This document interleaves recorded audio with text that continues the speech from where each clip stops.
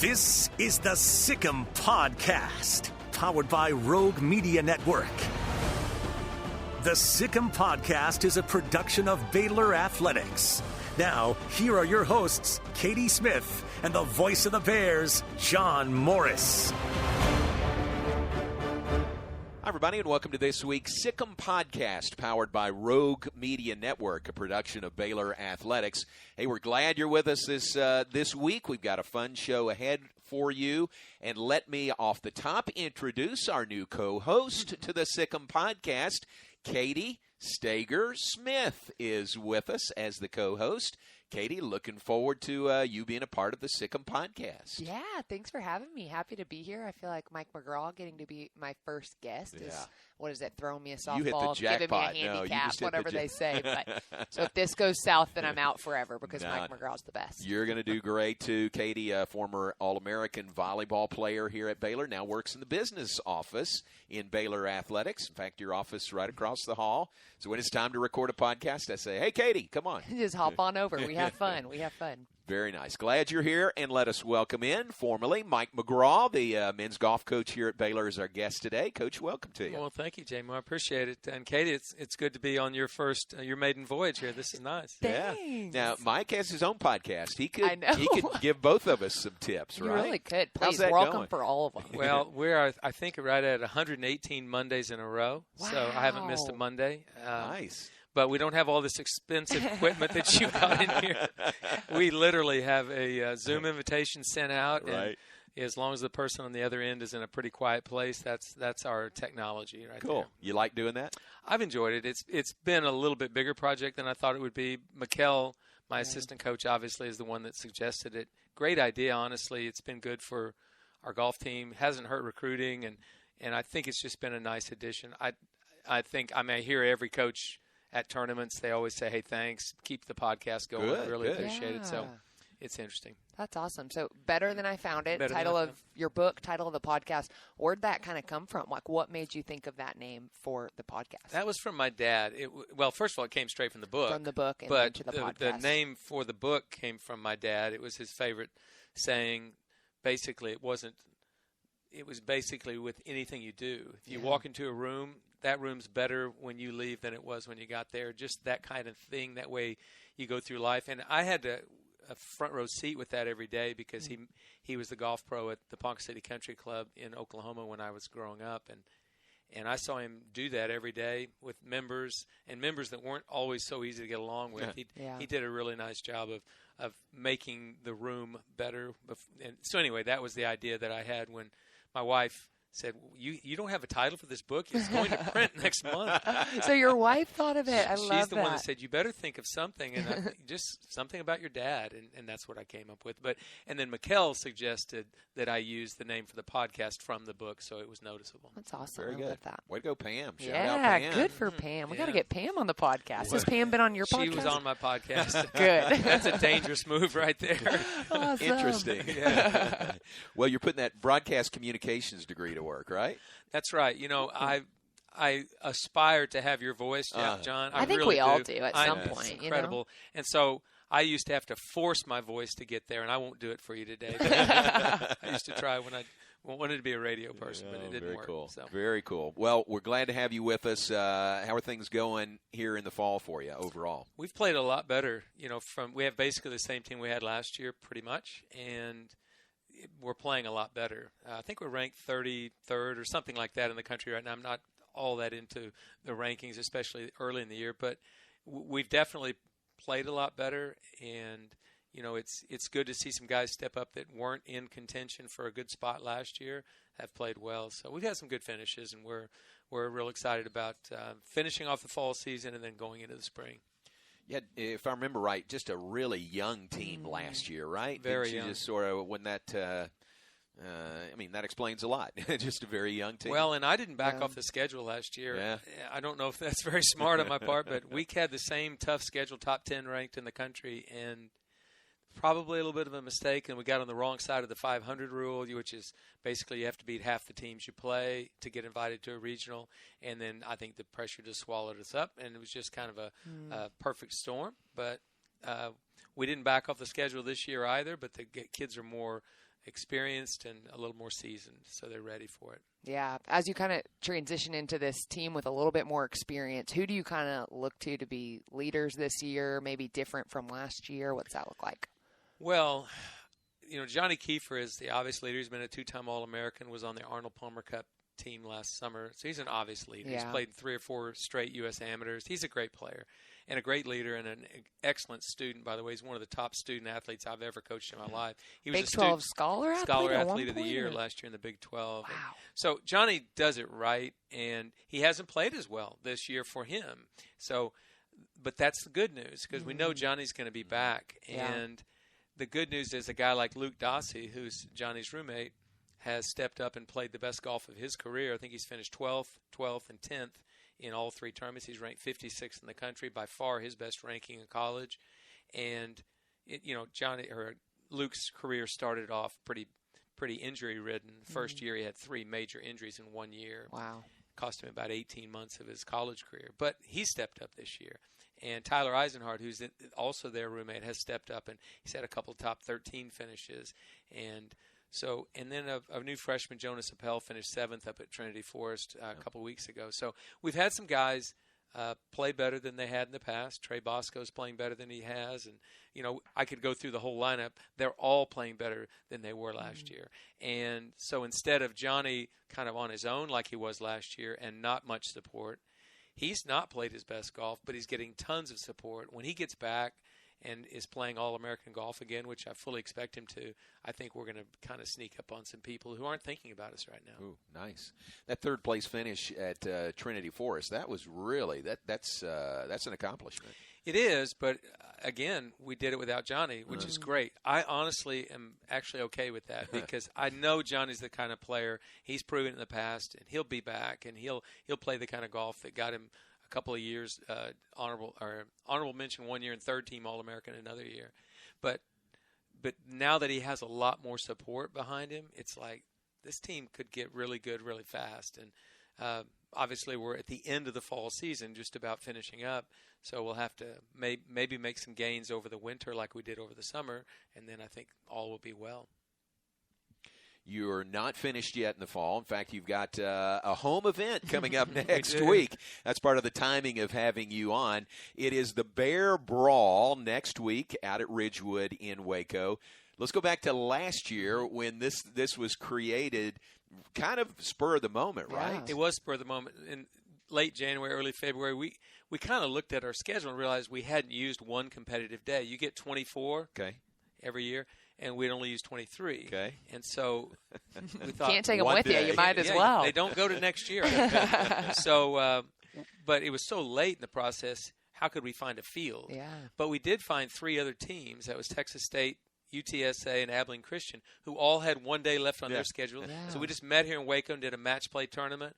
The first round pairings were done by the golf stat rankings. So first played 4th, and second played 3rd, and in the afternoon the winners and losers played, in the afternoon, and we were able to win that, and I was really excited about that. Honestly, I was. It wasn't anything more than just hey, we competed and we won. So we won the inaugural Bear Brawl, and then this summer, Mikkel and I were sitting down thinking, we still have this 1 day on our schedule, and so I reached out to 20 schools.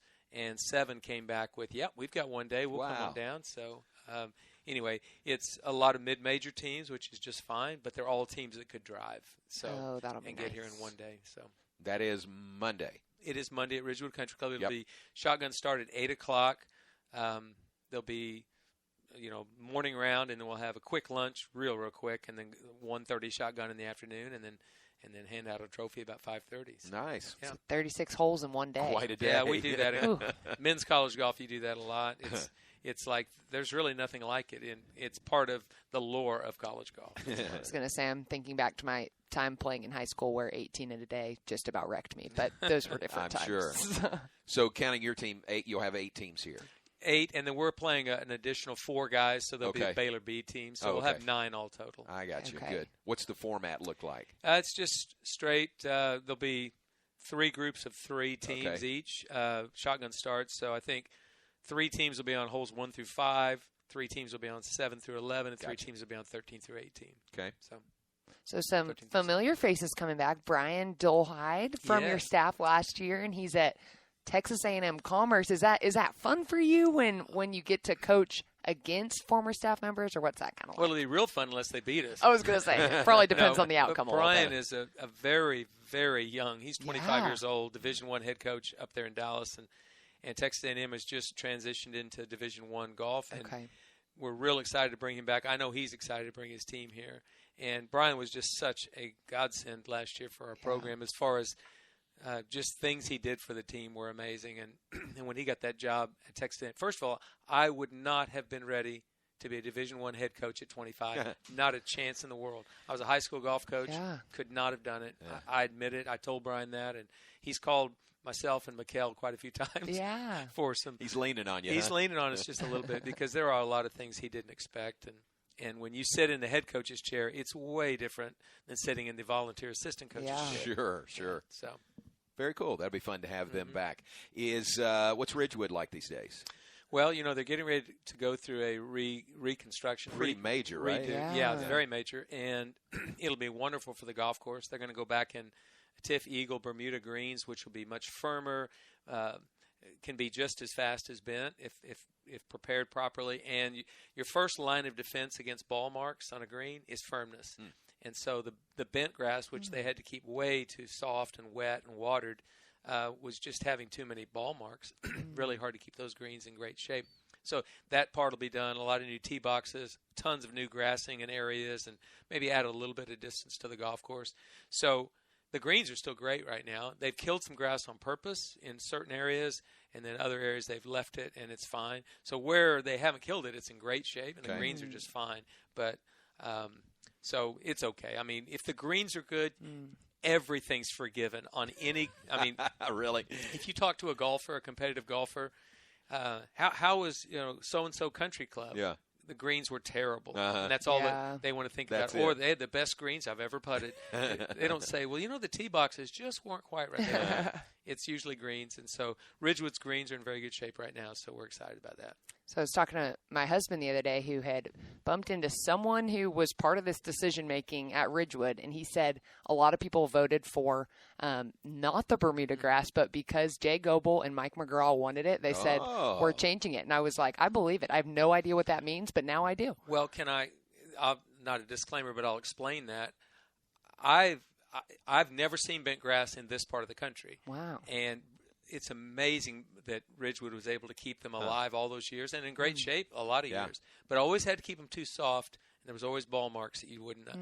But I defer to the experts. So the green superintendent, I defer to him. Yeah. Which would you rather have? Well, Bermuda, 100%.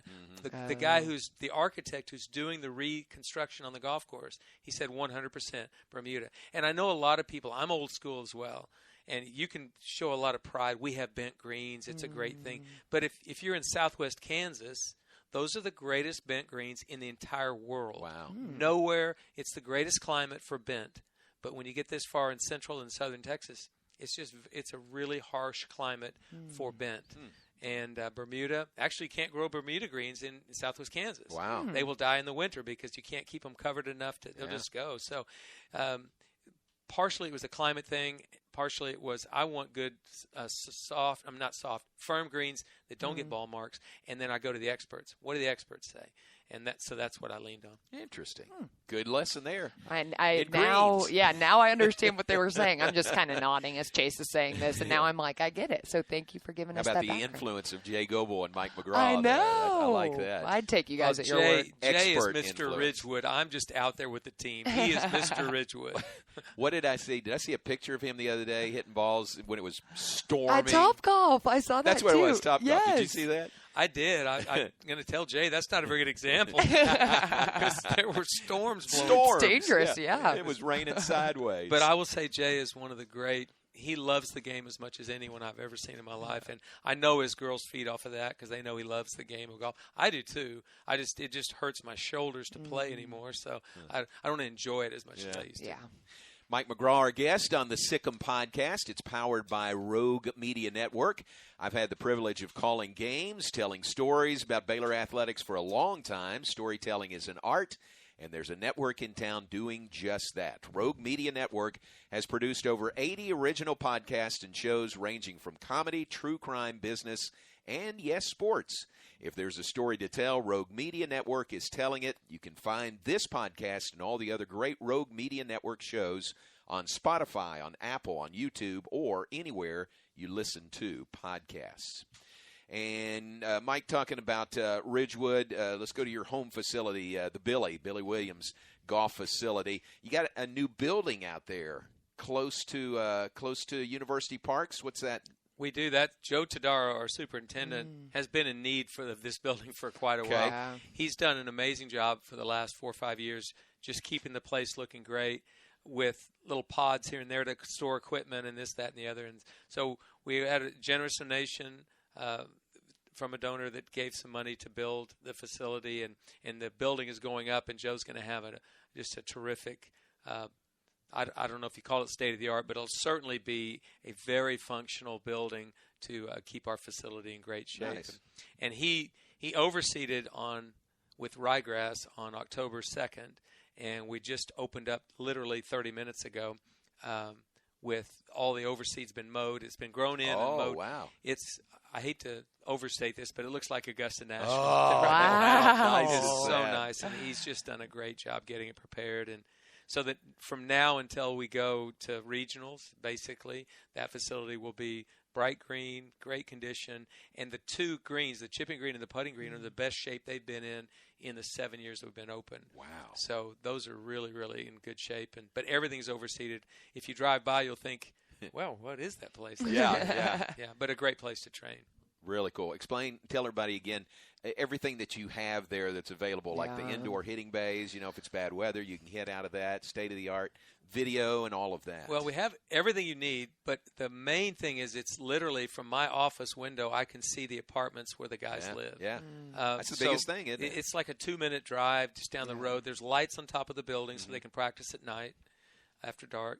There are tee boxes in 360 degrees. So a huge tee box in front of the building, and then 2 satellite tees on the left and right, and one at the far end. You can't hit it from the back of this tee to the end of the range. It's about 420 yards.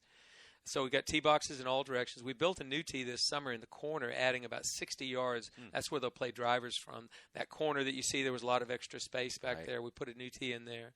We have a huge 19,000 square foot putting green, a 12,000 square foot chipping green, and 5 target greens that are about 4,000 square feet each.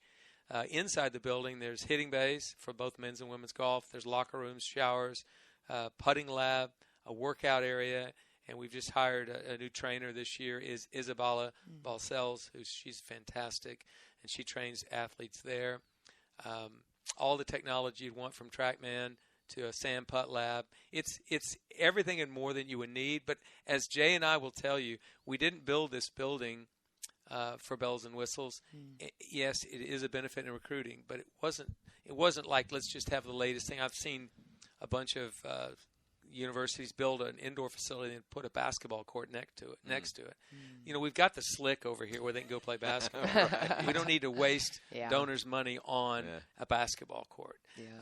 This is all functional. It's all within a 2-minute drive of their apartments, and it's meant for convenience and to help them train better. Yeah, I was going to say the convenience piece, right? So ever since that facility went up, have you just noticed, it's so nice that the student athletes have an opportunity to go chip even if they have an hour between class, as opposed to you can't drive all the way out to Ridgewood, you can't drive somewhere else. Is that something they take advantage of a lot? 100% they do. And if they have a class canceled, that's a really big deal. Now they've got an extra hour in there if something happens.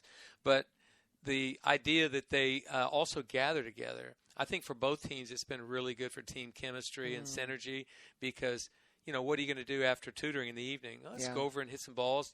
We got Wi-Fi in the building. They can actually study there. So if they've already had a meeting with an academic counselor, they may go work on that, but also hit balls. On a Saturday when Baylor's out of town playing football someplace else, our guys will come in there after breakfast in the morning and practice and hit balls and study and watch football all day long. Oh, that's fine. So they spend a whole day on a Saturday, and it's like, where else would you want your kids? I mean, not out on the street for sure. And Right. they're in there getting something done and actually doing well in the classroom as well for them. It's a beautiful facility. Yeah. Do you have everything you need? I mean, is there anything else? What's the next step? Is there anything else you would like to add to that? Well, I ask the kids all the time, and it's not about the cool stuff. It's about what else do we need. So we just added a loft and lie machine, which is going to be, very, very valuable. It's a lot of these golf clubs, after you've hit balls for 2 weeks, 3 weeks, or a month, they actually bend. They're actually either flatter or more loft or less loft or more upright or whatever. They're not the same specifications that you got them when the manufacturer sent them to us 3 months ago. So they're able to go in there and check their irons every day. Wow. If they want That's to. awesome. Yeah. So loft and lie machine was a great addition. Loft and lie? Loft and lie. The Loft loft of the and clubs lie. and lie. Loft Okay. and lie. Nice. So that was about maybe a $3,000 item, but very much needed and something we added because of donor funds. My gosh, we are so fortunate, so blessed to have so many people that care about our programs. Jay Goebel and I, we're just very fortunate. All right, Mike McGraw is our guest, Baylor men's golf coach, and we've talked about the Bear Brawl that is coming up on Monday. Could the public come out there? I mean, it's a nice home opportunity that we don't get very often. It is. They never get to play in front of fans. Yeah. So Yeah. I figure we'll probably have 25 or 30 people out there, but that's still fine. Sure. Our guys will all be within a 2 or 3 hole, space of each Okay. other on the course. It's a shotgun start, and it'll be a good opportunity for them to see our young players, see our seasoned players. I mean, if you've never seen Johnny Kiefer hit a driver, you want to come see that because ball go far. It go far.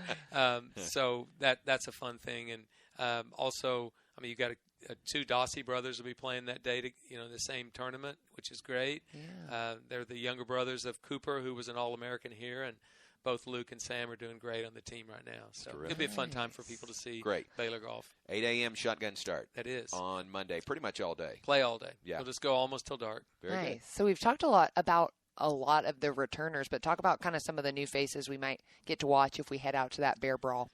This One coming is Monday. Sam Dossie. Sam Okay. is a freshman. Actually, he gray shirted. He came in last spring and just practiced and played with the team. Went to class. Got used to Baylor, and then this fall he's actually a freshman. The other freshman on the team is Jonas Appel. He's from Southern California. In fact, his home course is where we're going to play the national championship in the spring of 24, 25, and 26. Oh, wow. That's his That's home exciting. course he grew Wow, up on. nice. So La Costa out in California. So he's the other freshman. He finished 7th 2 weeks ago at Trinity Forest, which was great. He was a junior golf All-American and a Wyndham Cupper. He was on the Wyndham Cup team. So he's obviously a great player. And, I was talking with his dad this week when his dad came back for homecoming, Mom and Dad did. And, he's like, he was wondering, is my son okay? I said, yeah, he's okay. He's a freshman. Sometimes that transition is just not perfect. Yeah. Yeah. But he is a well-adjusted kid, an awesome kid. And he wears flowery shorts, which is really a departure for our guys. They just look at him, what do you do? He says, guys, I'm not changing. I'm a beach guy. love that. It's a California thing, huh? He's Good for definitely a him. beach guy. He's a surfer, so Yeah. he truly has that in his blood. Hey, that's cool. That's awesome. Not a lot of surfing you can do here in Waco, probably. If the wind blows 50, you go out on Lake Waco Yeah. and see some, waves. We've had some of those wins here recently. Yeah, so honestly, if there was maybe, a time to do it. Maybe getting close to that. All right, to help welcome Katie to our podcast, I was telling her about one of the great podcasts we've ever done was with Mike originally. When you dropped on us the linear continuum It's a hard memory. word. Linear continuum memory. And it's such a great story. Do you mind telling us about that again? I can do that, but it might get lost in translation. You almost have to be in person with me for Right. the explanation. But Right. essentially, when I was 7 years old, I decided I wanted to remember all of the important events in my life. Wow, at So 7. Yeah, Wild Thing number 1. Oh, He my did this when he goodness. was So I 7. I don't know what created I was doing at 7. a linear continuum, so it's an oval shape. And so the 2 long sides of this oval, one Okay. represents summer, which every 7-year-old wants to last forever. Right. Okay. The other long side of it represents the school year, which does last forever. So they're the same length, and then the turn on each end is Memorial Day on one side and Labor Day on the other side. Okay. So if you took every year of your life and plotted all the events of your life down on this linear continuum, you'd have them all in chronological order. Okay. So, But this is in your head. You're not writing it down. yeah, well, I told At this to 7. my assistant. No, I didn't write it down. I told this to my assistant coach at Oklahoma State, Alan Bratton, who's now the head coach. He was trying to figure out how my memory was so good, and I explained this to him. Okay. And he was just dumbfounded. Yeah. And I said, yeah, that's kind of a crazy thing, isn't it? He goes, no, it's the fact that a 7-year-old came up Right. with it. Exactly. It's like, what are you what? talking about? But the thing was, he came up with the question. Somebody said, that's the Cotton Bowl. We were driving in Dallas. That's the Cotton Bowl. And I said, yeah, I saw the Rolling Stones there on November 1st, 1981. Oh, my goodness. And one of the kids got on his phone and Googled it, and Yeah. sure enough, There they were you go. there with the Okay. Fabulous Thunderbirds, Wow. Pat Travers Band, and ZZ Top. Same day.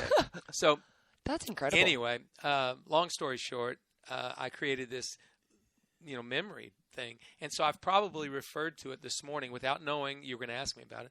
Probably referred to it about 50 times without even knowing. Really? Somebody mentions something Right. that's in another place and time, Yeah. and my mind Yeah. goes right to it on this linear continuum. So, Katie, I want you to a month and a year between 1967 and now. Oh, wow. Okay, 1967 and now. A month and a year, not a date, though, right? It could be a date, but I'm not going to be perfect on the It's date. too specific. Give us your birthday. Let's go. Okay, that's kind of fun. Okay. Let's go May 5th, 1995. May 5th, 1995. You're so young. Oh, yes. I was in Muskogee, Oklahoma with my golf team, the Ebon North Huskies. We were playing the practice round for the state high school championship at Muskogee Country Club. One of my players, Tosh Hayes, who had kidney stones 2 weeks before, Kidney stones. he couldn't play that day, but I was making him walk this practice round. It rained. I was making him walk to see if he could handle it, and he convinced me that day he could, and we upset Jinx 2 days later, and we're state champions. I mean, I am about to fall out of my chair. This that is great? shocking to me. Isn't that great? Yeah. It's Okay. crazy. Well, and I have no way to fact check you on don't, that, you don't. but I know it's true But I love it when because people of the question it. details. I love it when they fact check me Yeah. because, I mean, You're always right. It's I was gonna not say. always, but it's kind of neat to kind of dig in, Uh-huh. give them a real good punch when they just can't believe it's happening. Okay, and this all kind of is starting to make Mike McGraw make sense to me, right? Because the stories, you always remember every story, every player, everyone you coach with, and the details. And I was kind of always Which I wish I had that kind of memory. I mean, because when you're on the air, you need to recall Can I stories. give you some know? of my memory and you give me some of your voice? these two, the dynamic duo. Please give me some of your memory. Wow, that's That is amazing. so cool. I So love that. here's the question: How do we monetize this? Yeah, I was wondering, we're thinking too small. How can we make We this don't. bigger? They made a movie called Rain Man with Dustin Hoffman Oh, yeah. in I remember 1989. That was the monetization of this. Yeah. Oh. And that guy was me. I'm just not quite to that. I'm not quite on that far on the scale I got as you. he was, but I do remember things like that pretty well. That's amazing. But I'm with you. The broadcasting, the sports, I feel like that could have been a crazy career with this skill set. Oh yeah. But then we wouldn't have you as a men's golf coach, and we'd Yeah. all be disappointed. I think that ship has sailed, and I truly At have this a point. face for a podcast, not no, an audio. you have a face Just for an audio. TV. Don't Face we for all? TV. Except for All right. Katie. Oh, Yeah. stop. But that's amazing. Do people is this story kind of widespread and people will come up to you and just Oh, yeah. throw a date at you Well, sometimes? at golf camp, kids that have been in the camp the years before, Yeah. they come armed with 5 or 6 Really? questions, Wow. and I give them a free golf ball if they can stump me. Oh. And what I like to do is when they ask a question like, "Who won the 1953 Masters?" and I say, "Well, that was Ben Hogan. He shot 274. Ed Porky Oliver was the runner-up." And I just give them a bunch of extra information Right. just Yeah. to kind of dig in. Right. It's kind of like. I was going to say, it's the detail. Maybe you could remember this was the big sporting event happening that day, All right. or this is Give where me I a was. But U.S. Open between 1946 and 2000. Anything more closer than that is really kind of not history. But Yeah. go ahead. U.S. Open. How about 1959? 59 was 59. Billy Casper at Wingfoot, and if you look at the picture of Ben Hogan in the book The Hogan Mystique, all of those photos, most of the photos in that book were taken at that Wingfoot. Oh. And Billy Casper won. He had, Bob Rosker was runner-up, And 10 years later at Champions Club in Houston, Bob Rosberg was runner-up another time. Never won a U.S. Open, did win a PGA Championship. I can extend those things out as long as you need me to. Sure. I can just go from one fact to the next. Golly. He's going to wish that he'd never shared this. I'm going to email you once a week now with a Fine. surprise one. That's why I wanted to bring it up. If you can stump me, I'll give you a golf ball. Oh, love it. That's why I wanted to bring it up. It's so amazing. And as such, with that kind of memory, you're a real golf historian, aren't you? I mean, don't you appreciate that? Yeah, and I've read over 500 books on golf history. Yeah, I'm not just golf history. I read about coaches and coaching, biographies and that type of thing. But I definitely enjoy reading golf history. If a new book comes out, something about the history of the game, like Ben Hogan, 1951. Bring the Monster to its knees at Oakland Hills in Birmingham, Michigan. They finally wrote a book. Wow. Bringing the Monster to its knees. Wow. And so it's been fun to read that. That is very cool. There's not as many people reading nowadays. They're usually TikToking. Yeah. Oh, gosh, that's so listening sad to and podcasts. true. Or listening to podcasts. Where can people find your podcast? They can find it on Apple.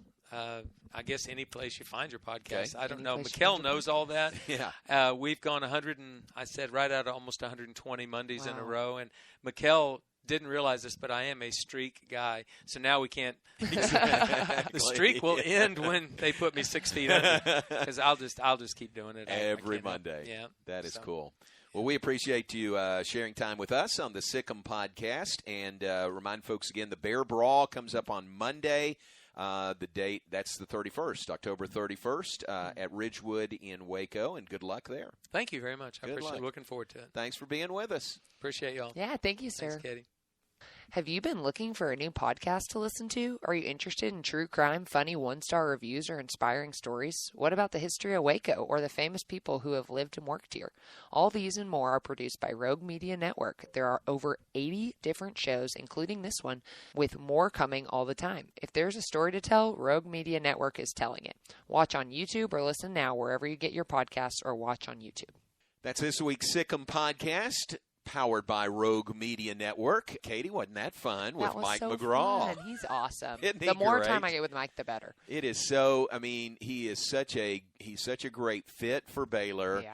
And he's had so much success, and he's very humble about that. I think 25 years coaching, and this is his 9th year at Baylor, but great success. Great success, and it's exactly what you said. When you talk to him, like, it's never about Mike McGraw. It's always about his players. It's always about his experiences, and it's just, like you said, a great fit for Baylor. Someone who, he's fun to work with, and he's fun to be around. Yeah, and his memory. His memory. I'm, like, so shaken up by that. Isn't that amazing? It's incredible. Yeah, I'm glad he was willing to tell the story again. I hope he never gets tired of that, because I'm going to keep asking him I know. to explain it. That was incredible. Yeah. Mike is not in the room with us, by the way. We're not talking about him with him sitting but right we here. probably would be. He's That's left. what... We could. Yeah. So welcome. Glad you're here. Thank you. And we'll do it again next week. Thanks to Katie. Thanks to Mike McGraw. And thanks to you for listening to the Sikkim Podcast, powered by Rogue Media Network. You've been listening to the Sikkim Podcast, powered by Rogue Media Network. The Sikkim Podcast is a production of Baylor Athletics.